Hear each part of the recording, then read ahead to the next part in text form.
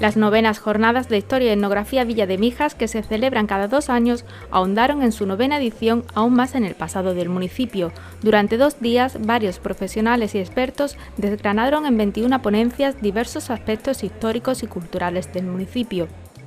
Rosa Martín y Sergio Santos son los autores de la ponencia La Virgen y su Torre, estudio histórico acerca de Nuestra Señora Virgen de la Peña de Mijas y su Torre de Almenara.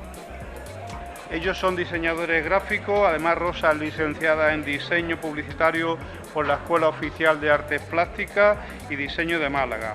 Ambos han sido galardonados en diversos concursos de cartelería, cómics e ilustración. Son colaboradores habituales del periódico Mijas Semanal y Sur en Alemán, así como de Radio Mijas 340 Televisión.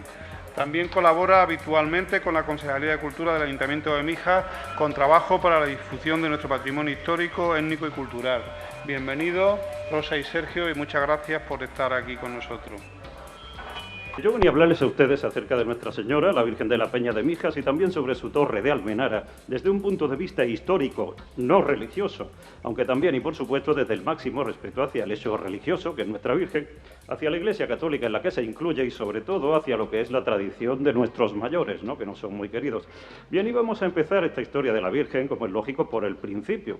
Pero hemos visto que tiene 2 principios. El primero, el oficial, sería la leyenda mijeña sobre el milagro de la aparición de la Virgen aquí en el siglo XVI, ¿no?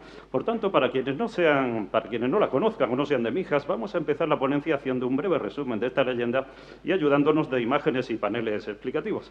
Y arrancamos, verán. Nuestra leyenda fue recopilada a partir de tradiciones orales y puesta por primera vez por escrito, más o menos a mediados del siglo XVIII, por el fraile carmelitano Fray Andrés de la Virgen de la Peña. Bueno, este era su nombre cristiano, el que se ponía la gente al hacerse clérigo, no era su nombre oficial, el auténtico, porque ese no lo conocemos. Bien, posteriormente, ya en la década de los 80 del pasado siglo XX, el entonces párroco de Mijas, don Rafael Medina Marín, rescató esta leyenda y la publicó en estos 2 libros que pueden ver en la imagen y que son la base de esta ponencia. En cuanto al relato de los hechos, la leyenda nos cuenta que en la mañana del día 30 de mayo del año 1586, pues había 2 niños, 2 pastorcillos, hermanos además, que estaban apacentando sus ovejas en las inmediaciones del antiguo castillo de la Peña de Mijas, cuando una bonita paloma atravesó volando entre ellos, llamando su atención, y los chicos la siguieron y la paloma los condujo hasta la base de la Peña de Mijas, en su cara este, según se deduce del texto, ¿no? Aquí, bueno, una vez allí la paloma se dejó atrapar y cuando los chicos la acariciaron, pues sintieron un éxtasis y creyéronse dormidos, pone la leyenda, o sea que entraron en un estado de trance, ¿no? Bueno, este episodio se repitió por 2 veces más, en días consecutivos, hasta que el miércoles 2 de junio, cuando estaban en la peña con la paloma, oyeron una voz que decía: «Juan, mírame». Y entonces alzaron la vista hacia la torre que estaba sobre la peña. Y esta es precisamente la primera mención histórica que tenemos de nuestra Torre de Almenara sobre la Peña de Mijas, que aunque está en el marco de una leyenda, pues viene a confirmar las sospechas que ya tenían los historiadores sobre su existencia, ¿no? Bien, pues como les decía, la paloma siguió volando hasta un ventanal que había a mitad de aquella torre, y cuando se posó en él, pues surgió detrás suya una aura de luz de distintos colores, y en medio de esa luz apareció de pronto la Virgen con el niño en brazos. Este fue el milagro, ¿no? Y a continuación la paloma se posó en su pecho. Este detalle es importante. Bueno, a continuación la Virgen pues habló con los chicos y les encomendó la misión de que trajeran a sus padres y a las demás autoridades del pueblo para que la sacaran de allí, porque ya llevaba mucho tiempo encerrada y quería salir, ¿no?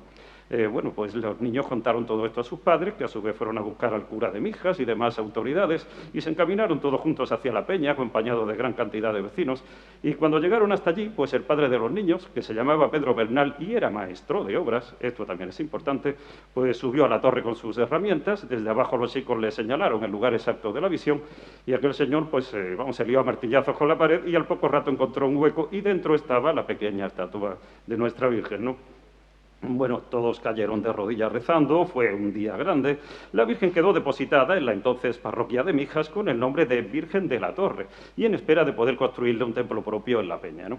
Es muy importante recalcar que junto a la estatua de la Virgen, en aquel hueco de la pared, aparecieron también una serie de objetos rituales para oficiar la misa y también un legajo con el historial de la Virgen, pone, o sea, un papel o más bien un pergamino en el que estaban escritas la historia y características de aquella escultura. Bueno, ese pergamino se perdió, ya no existe, pero aún así nosotros pensamos que podría ser la clave de toda esta historia, ¿no? Bien, y hasta aquí la leyenda, pero como les comentaba al empezar, existe un segundo principio para esta historia que nos viene sugerido por la arqueología y por la historia, precisamente, porque para estas ciencias el mito cristiano de la Virgen María forma parte de otro mito mucho más amplio y más antiguo, que es el mito arcano y universal de Virgo. Y a su vez este mito de Virgo forma parte de la teoría histórica de la diosa Madre Tierra. Y bueno, sabemos que esta teoría no es muy del agrado de la Iglesia, ¿no? Pero que también es que está comúnmente aceptada en todos los círculos científicos, ¿no? Bueno, esta teoría postula que antes de las civilizaciones clásicas y posiblemente desde el Paleolítico, 30.000 a.C., pues existía ya un culto o una religión universal, es decir, que se dio simultáneamente en todo el planeta, cuidado, y que veneraba a una diosa de la fertilidad que era la diosa Madre Tierra. Y resulta que esta diosa tenía poder creador y absoluto. Y bueno, pues en la práctica esto lo que quiere decir es que antes de haber Dios, pues hubo diosa. Antes de haber reyes, hubo reinas. Y que todas aquellas tribus y protorreinos y protocivilizaciones que los arqueólogos llaman las sociedades neolíticas, pues estuvieron organizadas y dirigidas fundamentalmente por mujeres, ¿no? Vamos, que el mundo fue un matriarcado. Bueno, esta situación empezó a cambiar a partir del quinto milenio antes de Cristo, cuando se iniciaron las invasiones indoeuropeas, la famosa raza aria, porque esta raza era de mentalidad patriarcal y jerárquica. Y al final se impusieron por la fuerza de las armas, pero aún así hubo muchos pueblos, entre ellos el nuestro, el ibérico, que siguieron siendo acérrimos devotos de su diosa Madre Tierra original, ¿no? Por eso la diosa sobrevivió gracias a un fenómeno social ampliamente estudiado, que es lo que llamamos el sincretismo, ¿no? O asimilación religiosa. Es decir, que la diosa conservó su esencia, pero se fue transformando en una gran cantidad de diosas diferentes, según las diferentes culturas o civilizaciones que se fueron imponiendo en cada lugar o en cada momento, ¿no? Así por muchos siglos hasta llegar a la Virgen cristiana, que sería su último sincretismo. Bien, esto es por un lado. Por otra parte, vemos también cómo la arqueología entiende que por ser esta diosa madre de origen prehistórico, pues todos los monumentos megalíticos prehistóricos, ¿no? Ya saben, menires, dolmenes, cromles, etcétera, pues estuvieron dedicados a su culto, ¿no? Bien, pues existe un tipo de monumento megalítico poco conocido, que es lo que se llama un nemetón. Y los nemetones eran peñas altar, es decir, rocas alargadas sobre las que se encendía fuego para hacer sacrificios a la diosa y posteriormente a los dioses, ¿no? Y de hecho es que estos nemetones fueron muy abundantes luego en toda la Europa céltica, incluyendo España, como ven. Y el caso es que uno de los mejores ejemplares de nemetón que existen, pues que se conservan, pues es español y además está muy cerca de aquí, en Tarifa. Aquí lo pueden ver, se llama la Peña Ranchiles. Aquí la pueden ver en la imagen, ¿no? Bueno, en base a estos argumentos y otros más que existen, pensamos que la arqueología comenzaría la historia de nuestra Virgen más bien con la hipótesis de que la Peña de Mijas pudo ser un lugar sagrado pues desde mucho antes de que se apareciera la Virgen en ella, ¿no? Incluso antes del cristianismo, que podría ser sagrado incluso desde la prehistoria y que posiblemente fuese también un nemetón o peña altar dedicado al culto a la diosa Madre Tierra y a otros cultos druídicos, ¿no? Y bueno, pues este sería el segundo principio. Y como ven, hemos hecho un intento de reconstrucción del posible aspecto original de aquella Peña de Mijas, aunque con muy pocos datos. Bien, y continuamos, porque la arqueología también nos descubrió que posteriormente, ya en el siglo VIII antes de Cristo, los fenicios construyeron aquí en Mijas pueblo uno de los 8 únicos templos que hicieron en toda España dedicados a su diosa Astarte, ¿no? El hecho de que solo haya 8 lugares como el nuestro en este país, pues en todo el país, pues, es para nosotros un primer indicio fuerte de que este pudo ser un lugar sagrado incluso con anterioridad a esta remota fecha. Por otra parte, sabemos que Astarte era el sincretismo o la versión fenicia de la diosa Madre Tierra original. Por eso nos tenemos que hacer la pregunta, ¿se pudo adorar a Astarte en la misma Peña de Mijas? Fue aquí donde estuvo el templo, hubo ya una torre-templo fenicia en la peña, se produjo un primer sincretismo entre Astarte y la diosa madre ibérica original. En fin, pues nosotros no lo sabemos, ¿no? Porque no tenemos suficientes datos. Ahora, de lo que sí que estamos seguros es de que unos cuantos siglos, 6 o 7 siglos más tarde, ya en época romana, sí que se produjo un fuerte sincretismo entre Astarte y la diosa romana Venus. Fue la Venus marina, ¿no? Por eso nos tenemos que volver a hacer la pregunta. ¿Y se pudo adorar a Astarte en la misma, ¿y se pudo adorar a Venus también en la misma Peña de Mijas? Pues tampoco lo sabemos, claro, pero para nosotros es muy significativo el hecho de que precisamente en Mijas haya aparecido una de las mejores estatuas de Venus de toda la Hispania romana, ¿no? Atestiguando su culto en nuestra tierra. En fin, y por otra parte vemos como ya en los primeros siglos de aquel imperio romano, pues se introdujeron en Roma una serie de cultos y religiones exóticas importadas desde Oriente, que les resumo en este cuadro de aquí, entre las que tenemos que destacar esta de aquí abajo, el culto a la diosa Cibeles, la Magna Mater, le llamaron en Roma, o sea, la Gran Madre, porque esta era sin duda la versión más pura de la diosa Madre Tierra original que se había conservado en todo el ámbito de las civilizaciones clásicas, ¿no? Bueno, Cibeles Magna Mater sincretizó rápidamente con todas las antiguas diosas madres de la península itálica y de la ibérica. De hecho, aquí en Hispania su culto llegó a adquirir tal importancia que podemos afirmar que ha seguido influyendo en toda la cultura española posterior hasta nuestros días, ¿no? Es uno de nuestros iconos nacionales. Por eso nos volvemos a hacer la pregunta, ¿y se pudo adorar también a Cibeles en la Peña de Mijas? Claro, no lo sabemos tampoco, pero es que tenemos el testimonio de un aficionado a la arqueología que encontró una estatuilla de la diosa Cibeles en el mismo yacimiento donde había aparecido la Venus, ¿no? En fin, y por otra parte vemos como ya en el siglo IV de nuestra era, otra de aquellas religiones exóticas importadas desde Oriente, pues se convirtió de golpe y porrazo en la religión oficial del Imperio Romano, y estamos hablando ya del cristianismo, ¿no? En el año 325, los primeros padres de la Iglesia se reunieron en el Concilio de Nicea para diseñar el primer dogma cristiano. Bueno, en aquella ocasión no hicieron mucho caso de la divinidad femenina, ni de la Virgen, ni nada de esto, pero sin embargo, la presión que debieron de ejercer los pueblos devotos de la diosa, como seguía siendo el nuestro, el ibérico, pues se estima que debió de ser bastante fuerte, ¿no?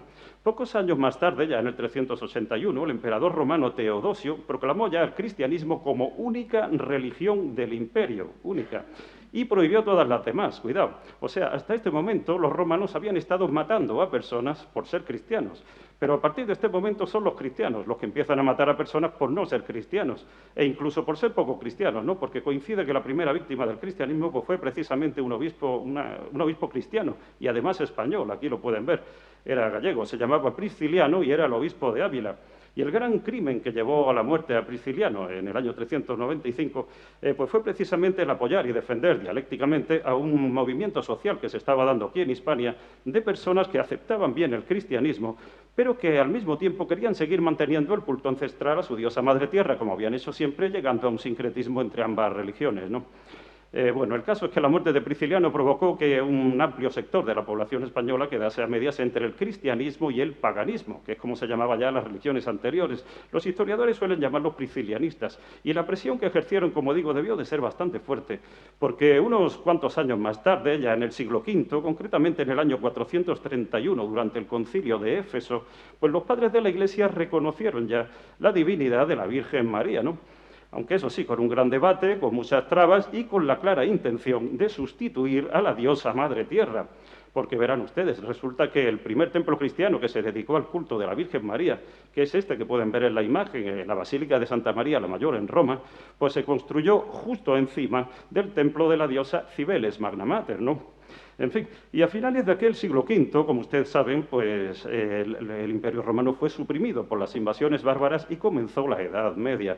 Durante sus dos primeros siglos, el sexto y el séptimo, aquí en España tuvimos un reino visigodo. Los cristianos y los priscilianistas andaron ahí a la gresca, que sí que no, y la guerra de los arrianos, etc. Y aquí en nuestra zona pues se produjo otro fenómeno social que ya hemos estudiado otras veces y que se llamó encastramiento, y que consistió en que muchas personas desfavorecidas pues abandonaron las ciudades para ir a instalarse en zonas muy apartadas y muy agrestes de las montañas, ¿no? Como era Mijas por aquel entonces, siempre junto a antiguos castros romanos, de ahí el nombre. Bien, y así llegamos hasta el siglo VIII de nuestra era y nos metemos de lleno en el ámbito del pergamino. ¿Recuerdan ustedes aquel legajo o pergamino que había aparecido en el hueco de la pared junto a la Virgen? Pues al parecer contaba una historia que va desde el siglo VIII hasta el año 1001, primer año del siglo XI, ¿no? Bueno, cuando apareció que el pergamino estaba ya roto y mutilado, le faltaban trozos, le faltaban renglones, tenía agujeros, muchas palabras semiborradas, y para colmo sabemos que se incendió, se destruyó durante la Guerra Civil Española, ¿no? Vamos, un desastre. Pero no obstante, sí que se conservó un primer intento de traducción o de interpretación o algo así, hecho al parecer por el mismo padre Fray Andrés en el siglo XVIII, ¿no?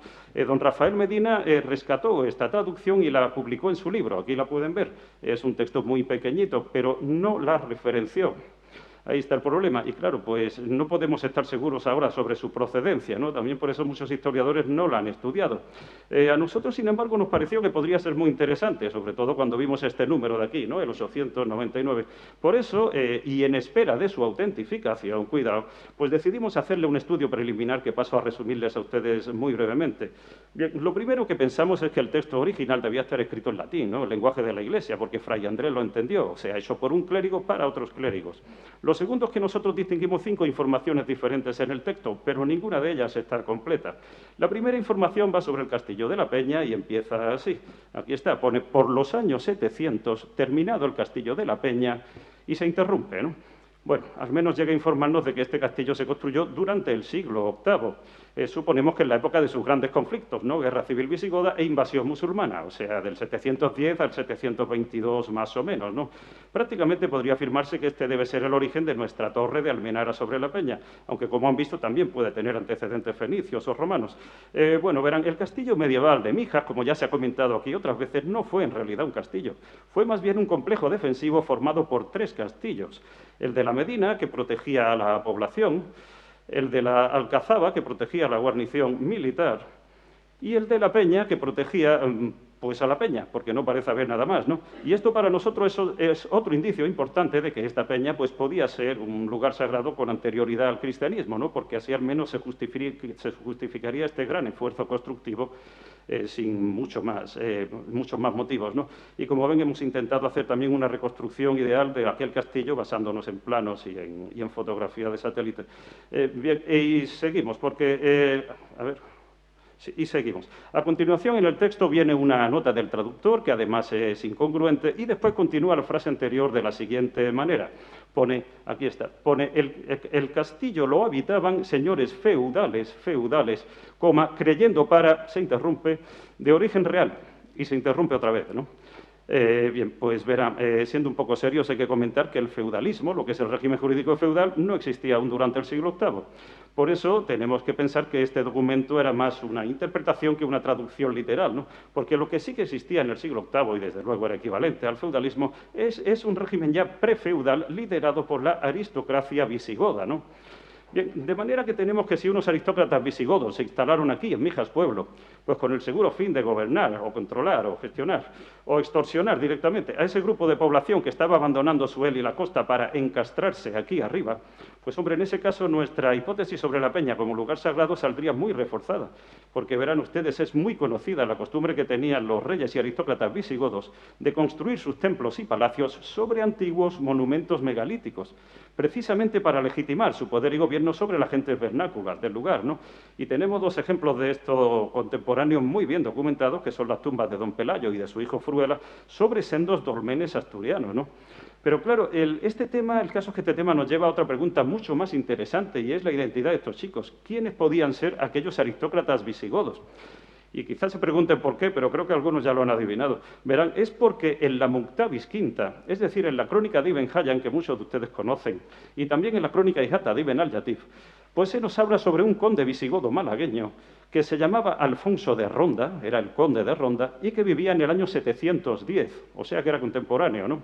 En su magnífico libro sobre Bobastro, don Francisco Ortiz Lozano nos hizo una especie de croquis de lo que podía ser el condado de Ronda en aquella época, y como pueden ver en la imagen, pues debía de ser enorme.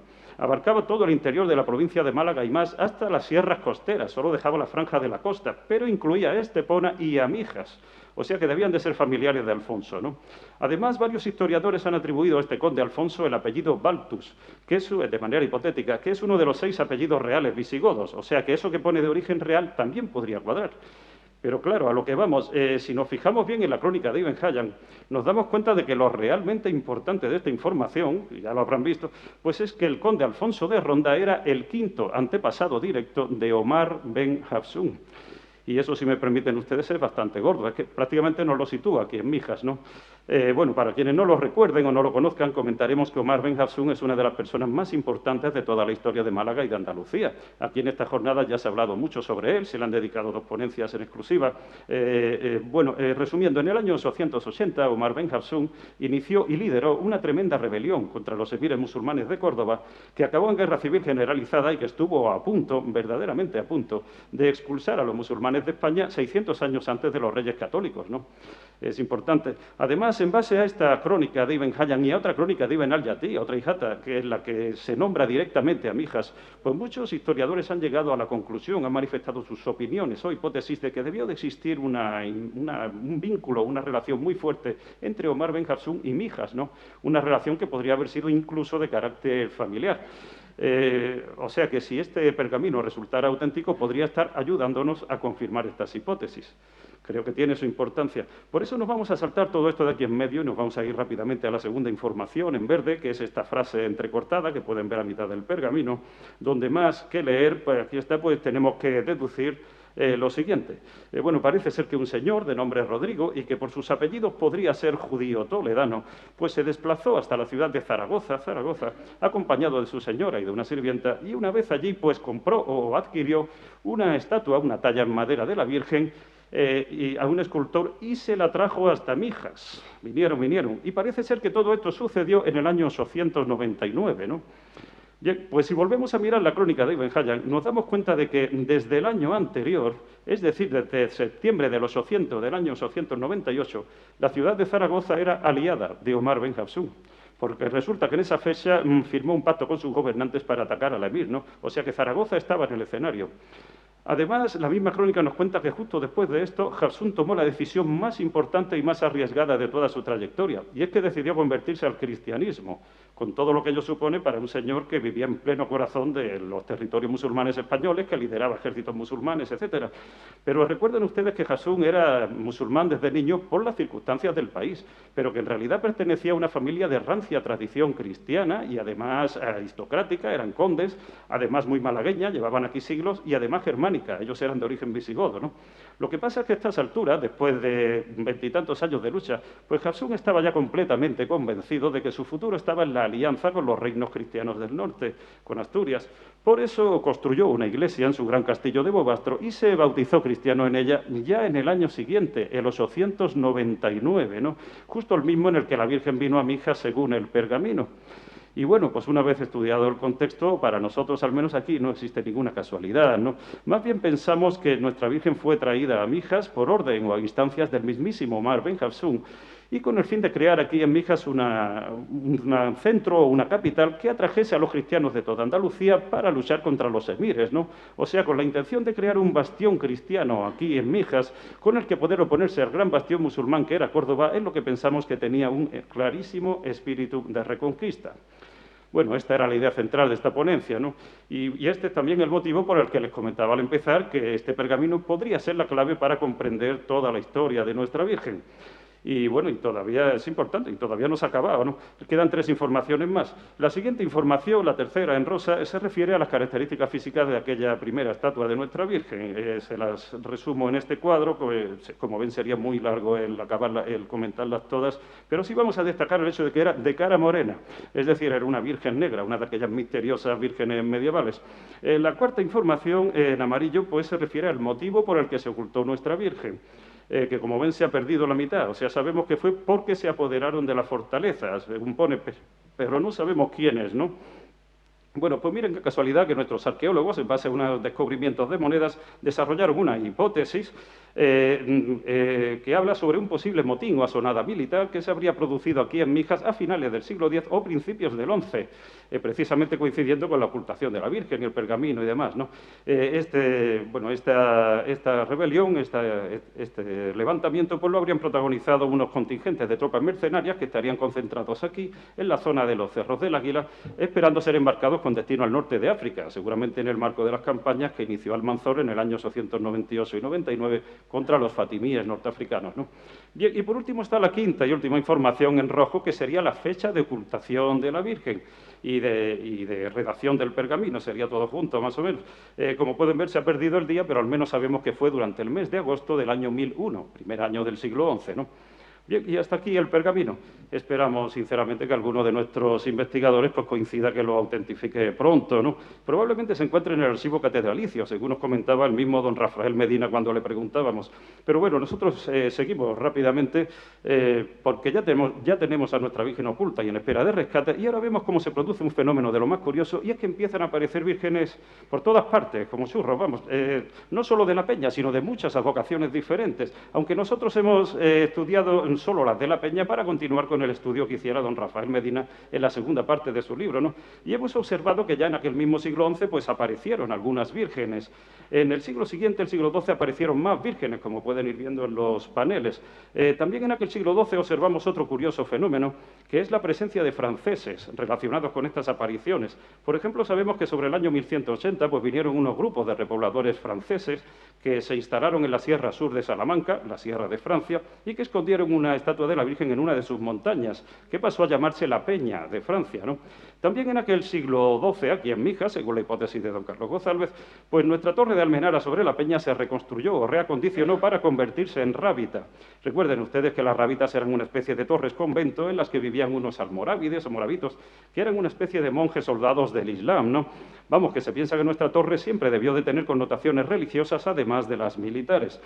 Bueno, y en el siglo siguiente, el siglo XIII, no es solo que aparecieran más vírgenes, es que se produjo ya el gran boom, el superexitazo de la Virgen María, vamos, es que se reconstruyeron miles de iglesias en toda la cristiandad, incluso catedrales, es que tuvo millones de devotos, es que se le atribuyó todo lo bueno que ocurría, ¿no? Porque tenía un prestigio enorme, y la cantidad de milagros y apariciones que tuvo fue ya tan grande que se escribieron una serie de libros en toda Europa que eran en realidad listas de milagros de la Virgen, ¿no? Aquí pueden ver los de los españoles, que son muy conocidos. Bueno, también en aquel siglo XIII vinieron unos grupos de franceses, pues de lo más pintorescos, que eran los cátaros, o los puros, o los hombres buenos, como les llamaron aquí en España, y que están directamente relacionados con al menos 3 apariciones de la Virgen de la Peña, y también con otras peñas muy interesantes, como por ejemplo esta, la Peña de Oroel, sobre el Monte Pano, donde al parecer estos señores depositaron pues nada menos que el Santo Grial, según una crónica aragonesa, ¿no? Precisamente en el famoso monasterio de San Juan de la Peña. Y aprovecho para recordarles a ustedes el enorme contenido simbólico que tienen las peñas como esta o como la nuestra, ¿no? Bien, y en el siglo siguiente, el siglo XIV, siguieron apareciendo más vírgenes y también vino otro grupo de franceses, pues aún más pintorescos, que eran los caballeros templarios. Y resulta curioso observar cómo el primer castillo templario que se construyó en Castilla, que es este de aquí, el de Miranda del Castañar, pues se ubicó en el mismo monte de la Peña de Francia, a escasos 15 kilómetros de donde habían escondido a la Virgen sus compatriotas. Y en el siglo siguiente, el siglo XV, concretamente el 19 de mayo de 1434, pues aquella Virgen de la Peña de Francia por fin apareció de manera milagrosa, ¿no? Y encontrada por un ermitaño francés también, por supuesto, que se llamaba Simón Roland. Bueno, y la cosa es que este milagro se hizo tan famoso y tan conocido en toda la cristiandad que la Iglesia Católica lo admitió como suyo. Y a día de hoy podemos afirmar tranquilamente que este milagro es el verdadero origen de la advocación oficial de la Virgen de la Peña, a la que pertenece nuestra Virgen, ¿no? Y bueno, pues después de esto siguieron apareciendo más vírgenes, aunque ya en menor número. Ya has visto como en el siglo siguiente, el XVI, apareció la nuestra, ¿no? Pero es que han seguido apareciendo vírgenes prácticamente hasta nuestros días. Algunos investigadores hablan de más de 2.200 apariciones de la Virgen. En fin, nosotros en el pequeño y humilde estudio que hemos podido realizar sobre 93 vírgenes de la Peña diferentes y relacionadas, pues hemos podido identificar una serie de patrones, con lo que continúa nuestra historia, que paso a resumirles a ustedes muy brevemente. Verán, lo primero que hemos observado, y que desde luego es un patrón, es que ya durante el primer avance musulmán del siglo VIII, pues se empezaron a esconder o ocultar en muchos lugares de este país pues una gran cantidad de imágenes cristianas, vírgenes santos, cruces, etcétera, para evitar que los musulmanes las profanasen, ¿no? Y que posteriormente, cuando se consolidaba ya la reconquista cristiana de estos lugares, pues aquellas vírgenes y tal aparecían en un momento señalado y siempre de manera milagrosa, siempre. El segundo patrón es que, salvo en 2 ocasiones, todas aquellas vírgenes, todas las 91 restantes, pues aparecieron a pastores y algunas también a clérigos. Pero dado que ambas figuras son equivalentes a nivel simbológico, pues hemos puesto que todas aparecieron a clérigos, ¿no? Nos pareció más coherente. Bueno, el tercer patrón ya comentado es la fuerte presencia de franceses y personas venidas de Francia de varios tipos diferentes, que les resumo en este cuadro, ¿no? Pero que se sitúa en torno a un 30% del total, vamos, que es importante. El cuarto patrón es muy curioso y es que las vírgenes suelen manifestar su voluntad de ser adoradas y que se les construya su ermita en la misma peña donde se aparecieron. Y es que muchas veces se las lleva a otro sitio y entonces desaparecen y vuelven a aparecer otra vez milagrosamente en la peña original. Y esto para nosotros es otro indicio importante de que estas peñas podían ser lugares sagrados con anterioridad al cristianismo, ¿no? Por el protagonismo que adquieren. Por eso hemos establecido un quinto patrón de búsqueda, que sería el de proximidad o relación de alguna clase entre estas peñas y antiguos monumentos megalíticos, ibéricos, relacionados, y como pueden ver la proporción supera el 80%. Bien, luego hay un sexto patrón que se compone de patrones más pequeños y que se refiere una vez más a a las características físicas de aquellas primeras representaciones de la Virgen, ¿no? Y aquí sí que tenemos que afirmar que todas las vírgenes medievales estaban, pues como suele decirse, cortadas por el mismo patrón. Vamos, es que hay una coincidencia de rasgos absoluta. Y de hecho es que estamos hablando de unos tipos de representación que estaban perfectamente normalizados, ¿no? Que tenían unas simbologías específicas, que seguían unos planes preconcebidos e incluso tenían nombres propios, como pueden ver, Gloria, Majestad. Se nos ha olvidado poner el Angra Mari, que era uno de los principales, la Virgen sentada o entronizada, al mismo nivel que... En fin, la cuestión es que este patrón nos mete de lleno en el gran debate que existe sobre las vírgenes negras, máximo si tenemos en cuenta que la nuestra fue una de ellas, ¿no? Y para quienes no lo conozcan, solo comentaremos que este debate consiste en que la Iglesia opina que el color negro de estas vírgenes negras pues se debe a un simple oscurecimiento de la pintura original por el paso del tiempo, ¿no? Mientras que otros muchos investigadores piensan que se debe en realidad que son un sincretismo con diosas negras de la mitología como Deméter, como Isis o como Cibeles, sobre todo, ¿no?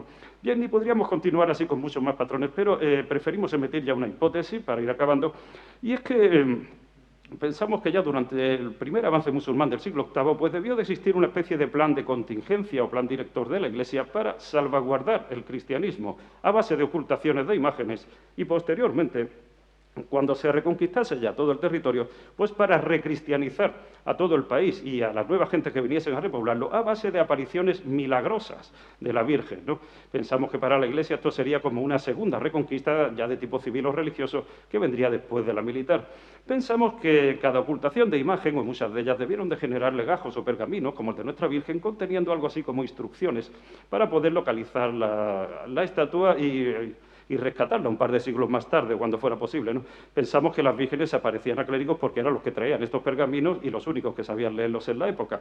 Bueno, la fuerte presencia de franceses podemos explicarla fácilmente si tenemos en cuenta que la alta cúpula de la Iglesia española huyó a Francia, ya en el siglo VIII, ¿no? Está documentado incluso el camino que siguieron. Luego fueron regresando poco a poco, por eso es lógico que nuestra recristianización irradiase desde Francia, ¿no? Vía camino de Santiago. En cuanto al hecho de que hayan aparecido muchas más vírgenes que santos o otros tipos de imagen, pues esto es otro indicio más de que somos un pueblo muy marianista, o muy priscilianista, o muy devoto de la diosa, o como cada uno lo quiera llamar, pero al final viene a ser lo mismo. Y por último, en cuanto al hecho de que todas estas apariciones sean milagrosas, bueno, pues ahí está la madre del borrego. Verán, es un tema complicado. Fíjense que ya de entrada nos encontramos con que no podemos descartar sin más el que se hayan podido producir fenómenos, episodios auténticos de telepatía o de evidencia o este tipo de fenómenos. Porque aunque estos fenómenos aún no estén demostrados científicamente, lo cierto es que descartarlos hoy en día ya no sería científico, desde que tenemos la parapsicología o la cuántica, ¿no? Pero bueno, sin embargo, y sin perjuicio de esto, nosotros pensamos, al igual que la mayoría de historiadores, que estos milagros debieron de ser más bien la forma que tuvo la Iglesia de intentar legitimarse ante el pueblo que iban a gobernar, ¿no? O sea, de intentar influenciar en sus mentes apelando a la trascendencia, a lo sobrenatural.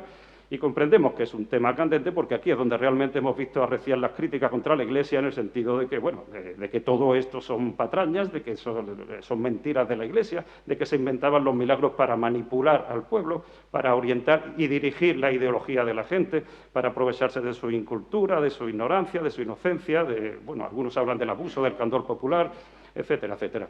Bueno, pues nosotros lo único que podemos decir sobre estas críticas es que posiblemente tengan razón. Pero claro, también es posible que estén un poquito fuera de contexto, porque verán, hay algo que no podemos olvidar, aunque empeoremos la cosa, y es que la Iglesia era y sigue siendo una organización política. Estos señores son jefes de Estado. Y claro, desde un punto de vista o desde un contexto político, lo único que podemos decir sobre su actuación con los milagros es que fue coherente. Claro, no podemos decir ética como suele ocurrir en política, ¿no? Pero fue coherente. Para empezar, fue prudente. Siempre intentaron desmarcarse de los milagros. De eso lo siguen llamando apariciones privadas. Pero sobre todo fue coherente con la mentalidad de la época y con la misión política de recristianización y de homogenización cultural que estaban llevando a cabo, ¿no? Piensen que en aquella época pues tenían un enemigo de igual calibre que presentaba una sociedad perfectamente homogenizada en torno a una religión rival, ¿no? Claro, otra cosa diferente es tratar de mantener estos milagros un montón de siglos más tarde, cuando ya la mentalidad y la situación han cambiado por completo. Pero realmente hay que preguntarse si ha cambiado tanto, ¿no? Parece que tenemos como una necesidad de que nos gobiernen. Piensen, por ejemplo, que la Iglesia no es la única organización política que ha apelado y sigue apelando a la trascendencia para legitimarse. Recuerden, por ejemplo, que todos los reyes, emperadores, tiranos, caudillos, dictadores, etcétera, que nos han gobernado, pues lo han hecho por la gracia de Dios, o porque Dios es muy gracioso, como decía mi abuelo, pero la cuestión es que las organizaciones políticas funcionaban y siguen funcionando en muchos casos precisamente manipulando, orientando y dirigiendo a la opinión pública, ¿no? Y claro, en ese aspecto pues no vemos tanta diferencia entre el mensaje que te daba un milagro medieval o muchos de los mensajes que nos dan nuestros modernos políticos, en los que apenas nos van a contar esa pequeña parte de la verdad que sirva a sus intereses y además perjudica al partido contrario. Y pido perdón, ya creo que me he pasado. Pero bueno, lo que realmente les queríamos transmitir a ustedes como conclusión de este estudio es que, por muy legítimas que sean todas esas críticas que vertemos diariamente contra la Iglesia y contra todas las demás instituciones, pues quizá debamos de empezar ya a ampliarlas y empezar a analizar nuestra necesidad de ser gobernados y empezar a criticarnos a nosotros mismos, precisamente por dejarnos manipular, orientar y dirigir tan fácilmente, ¿no? Bueno, y continuamos en el poco tiempo que nos queda. Vamos a intentar de resumirles a ustedes ya la parte de la historia de nuestra Virgen que conocemos un poco mejor por crónicas municipales y eclesiásticas, ¿no? Verán, en el año 1590, después de 4 años de ruegos y peticiones, pues el obispo de Málaga por fin reconoció oficialmente nuestro milagro y además otorgó indulgencias, o sea, perdón de los pecados, a las personas que peregrinasen hasta Mijas. Y empezaron a venir peregrinos, pero no ocurrió nada más así muy gordo hasta unos 60 y tantos años más tarde, ya en el siglo XVII, hasta el año 1656, momento en que un señor fue y se plantó frente al concejo, antiguo ayuntamiento de Mijas, y presionó, cito literalmente, para que construyesen un templo a la Virgen en la Peña ya de una vez, porque ella quería ser adorada allí, cuidado. Y bueno, lo único que sabemos seguro sobre este señor es que era ermitaño y que su nombre cristiano, no el auténtico, era hermano Diego Jesús de María y de San Pablo. Y ya no sabemos nada más. Y según la leyenda, pues parece ser que este señor cogió su pico y empezó a pegar picotazos en la Peña de Mijas por su cuenta y riesgo hasta que consiguió excavar por completo la caverna donde hoy en día está nuestra Virgen, ¿no? Aunque sobre esto ha surgido últimamente una cierta polémica por unas informaciones no confirmadas de Internet. Pero bueno, lo que todo el mundo está de acuerdo es en que el hermano Diego Jesús de María y de San Pablo pues tenía un grandísimo fervor cristiano y un inmenso amor por la Virgen de la Peña, ¿no? Parece ser que al principio la gente se reía de él, luego lo respetaban, al poco ya lo consideraban santo. Ahora, en 1670 lo vemos administrando las fortunas de algunos hombres muy ricos de Mijas, concediendo préstamos y eso. Y esto no es leyenda, está documentado, ¿no? 2 años más tarde, uno de estos hombres muy ricos fue y se murió y le dejó una fuerte herencia con la que pudo comprar una gran campana de 170 kilos, a la que llamaron la Voz de la Peña, y acabar de construir la primera ermita de nuestra Virgen, ¿no? Justo cuando la terminó, el Ayuntamiento de Mijas lo llamó para honrarlo y agradecérselo en su sesión ordinaria del día 7 de septiembre del año 1682. Y cuando estuvo allí de nuevo plantado frente a nuestros ediles, pues este señor volvió a presionar otra vez, ahora para que se construyese, cuidado, una iglesia mucho más grande con 5 altares y también un convento con capacidad para 6 monjes y 2 ayudantes y todo lo que supone un convento. Y también un hospicio u hospedería, vamos, un hotel, para acoger a los peregrinos pudientes que viniesen aquí a Mijas a curar su salud con la oración a nuestra Virgen y los aires puros de nuestra sierra, ¿no? Y bueno, todo esto se iba a construir sobre las ruinas del antiguo castillo de la Peña de Mijas, lo cual nos está indicando que nuestra torre de Almenara sobre la Peña pues ya debía de haberse arruinado o no existir, ¿no? Bien, pues en vista de la enorme trascendencia que tenía este asunto, el Ayuntamiento de Mijas decidió someterlo a un cabildo abierto, una consulta popular, es decir, un referéndum, y convocó a todos los vecinos y autoridades de Mijas para el día siguiente, 8 de septiembre, por la tarde, en la Plaza de los Álamos, actual Plaza de la Constitución. Y bueno, pues reunidos allí a la hora señalada y a toque de campana todos, pero todos los vecinos de Mijas, con todas sus autoridades de todo tipo, incluso las malagueñas, con nuestras 2 compañías de milicia formadas en cuadro, todos de punta en blanco, y en medio de la mayor solemnidad, pues el pueblo de Mijas aprobó por unanimidad, cuidado, los siguientes 4 puntos. Primero, efectivamente se iba a construir todo aquel gran complejo monástico con cargo al erario público mijeño. Ahí es nada. Segundo, se nombraba patrona oficial de la villa de Mijas a Nuestra Señora la Virgen de la Peña. Nótese que ya no se llamaba de la Torre.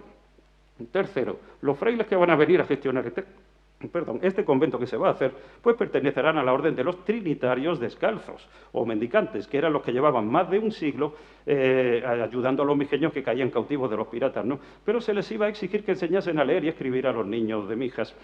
Bueno, y en cuarto y último lugar, el hermano Diego Jesús de María y de San Pablo, pues será enterrado junto a la Virgen como reconocimiento a su labor, ¿no? Bueno, cuando se muera, ¿no?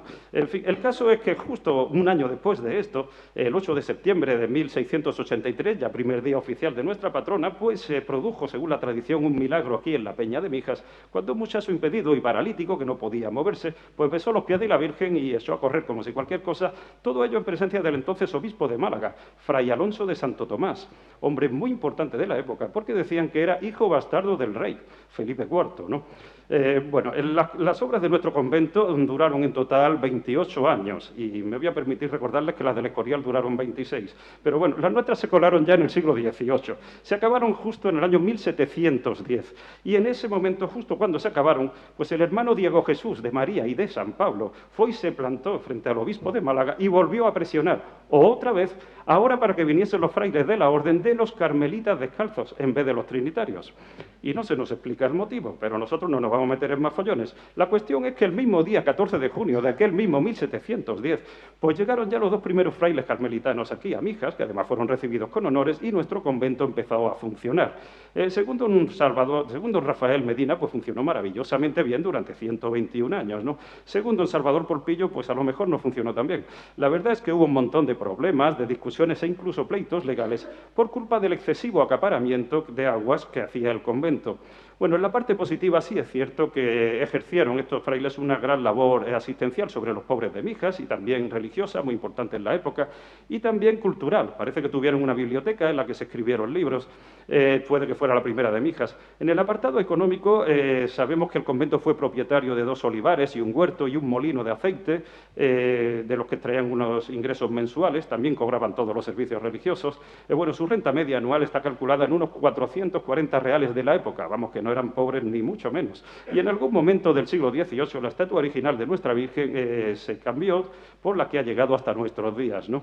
Bueno, y también en 1766 se produjo un desprendimiento de tierras en la zona del Compás que dio origen a la caverna que hoy en día podemos ver detrás del Molino Museo, que por cierto parece que está donde mismo estuvo el del convento, según aparecerá en una de estas imágenes. Bueno, y con las piedras de ese desprendimiento pues se pudo acabar de construir lo que quedaba pendiente de la iglesia y del convento, ¿no? Aquí se ve el museo. En fin, bueno, como ven, hemos hecho también un intento de reconstrucción ideal del aspecto que pudo tener aquel convento, pero también con muy pocos datos, ¿no? Bien, y así llegó el siglo XIX con su guerra de la independencia y vemos como ya en el año 1810 pues nuestro convento, al igual que toda Mijas, fue saqueado por las tropas napoleónicas, ¿no? Y 2 años más tarde, cuando se fueron los franceses, ya puestos los volvieron a saquear otra vez. Y también menudearon los robos y allanamientos, como se ha visto antes. Y también se utilizó 2 veces como corral de comedias. Y bueno, muchas desgracias más, ¿no? En el año 1830, el administrador del convento, Fray Cristóbal, emitió un muy lastimero informe en el que daba cuenta de todos estos males y de muchos otros. Y es que, curiosamente, el nombre cristiano completo de este fraile era Fray Cristóbal de los Dolores, ¿no? Pero bueno, la cuestión es que en este mismo documento todos los frailes se comprometieron a seguir trabajando y luchando denodadamente para sacar adelante el convento. Pero a pesar de esta buena voluntad, en el verano del año siguiente se recibió ya la orden de cierre y el 25 de octubre de 1831 los frailes se fueron y nuestro convento quedó abandonado y a merced de los elementos. Permaneció así 90 y tantos años deteriorándose hasta que en 1904 el periodista don Cristóbal Berral pues denunció su lamentable situación en un artículo periodístico y ello movió al entonces alcalde de Mijas, señor Ayala Sáez, a reconstruir la ermita de la Virgen en el año 1918 con este aspecto. Pocos años más tarde, en julio de 1936, esta ermita fue incendiada y destruida en el transcurso de la Guerra Civil Española. Pero 15 años más tarde se volvió a reconstruir con este aspecto, en 1950. Y ese mismo año se instituyó ya también la Real Hermandad y Cofradía de Nuestra Señora, la Santísima Virgen de la Peña, de Mijas, cofradía que estaba formada ya por personas conocidas y queridas de este pueblo, ¿no? Y claro, pues desde ese momento es a ellos a quienes corresponde contarles a ustedes la historia de la Virgen, porque son los que la viven y la trabajan a diario con todo el mérito que conlleva mantener viva una tradición como esta, ¿no? A nosotros solo nos queda por comentar que la Peña de Mijas, con su Virgen y su santuario, pues posiblemente sea la seña de identidad más importante de nuestro pueblo y que para nosotros, como para tantísima gente, aunque no seamos ni creyentes ni practicantes, desde luego que este es un lugar sagrado. Bien, y esto era todo. Muchas gracias y buenas tardes.